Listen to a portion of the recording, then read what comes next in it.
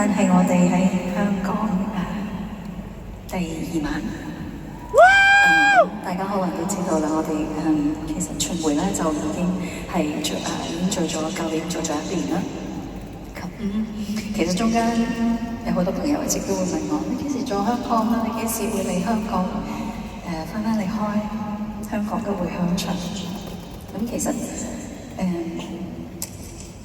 點解我喺最後巡迴咗1年，然之後先再最後真係嚟到香港咧？其實翻嚟香港，我覺得香港係我成長嘅地方，亦都係一個我最在乎嘅一個站。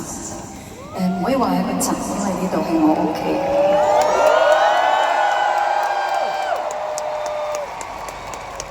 所以其實亦都同大家分享一下，我哋其實喺1月巡迴結束咗深圳嘅站嘅時候，我哋係都花咗少少時間先決定要唔要做香港，然之後亦都因為啟德呢一度咧就好受歡迎，好難 book。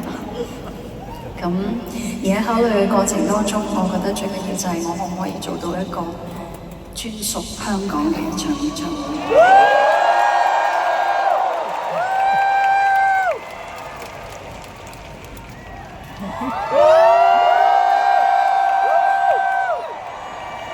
一人！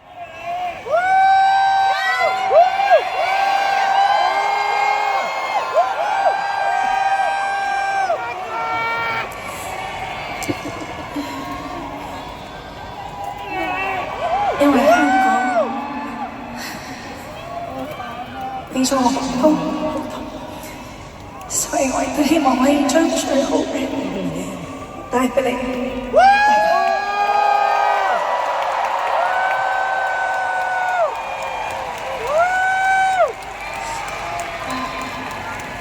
所以我哋考慮咗好耐之後，咁就終於有呢個機會可以喺16、17喺呢度同大家見面。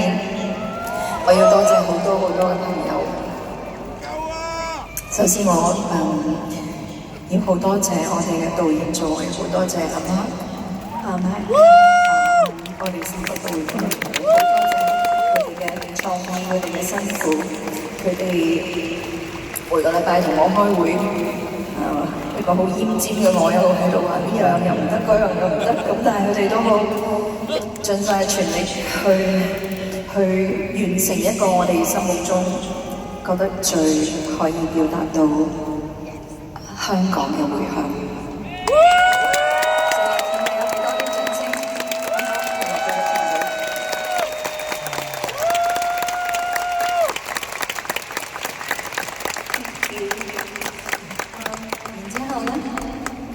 喺籌備香港呢場回響嘅一場嘅時候，過程當中我自己有好多好多嘅回憶，有好多想表達嘅嘢，有好多嘅回響嘅碎片、回憶嘅片段。咁大家喺剛才呢個幾鐘頭入邊睇到嘅，我哋音樂上面嘅重新嘅編曲啦，我哋嘅編排，我哋嘅影像，我哋燈光、舞蹈上嘅設計，其實都係想傳達對香港嘅感情，對香港嘅愛。終於返屋企啦！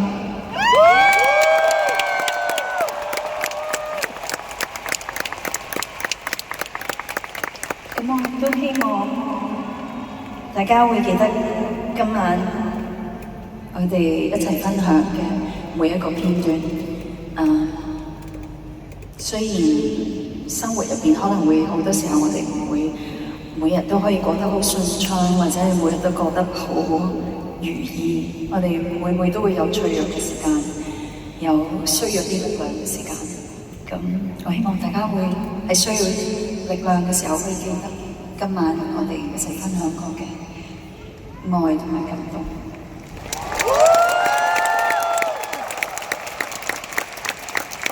多謝大家。我亦都要好多謝 Anthony 同埋今晚所有嘅每一首歌嘅作曲家、編曲家、填詞人。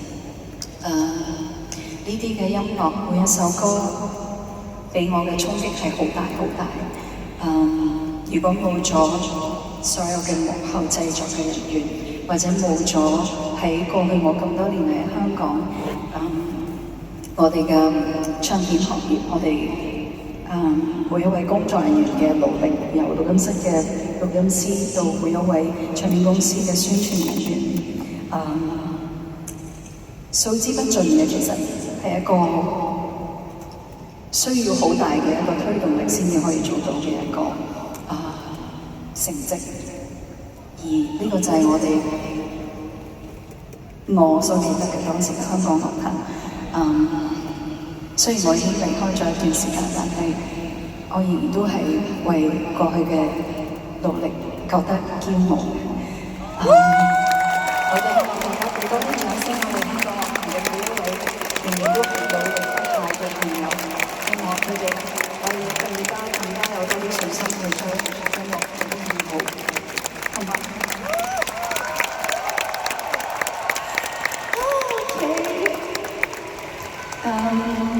咁跟住落嚟咧，我想送俾大家嘅。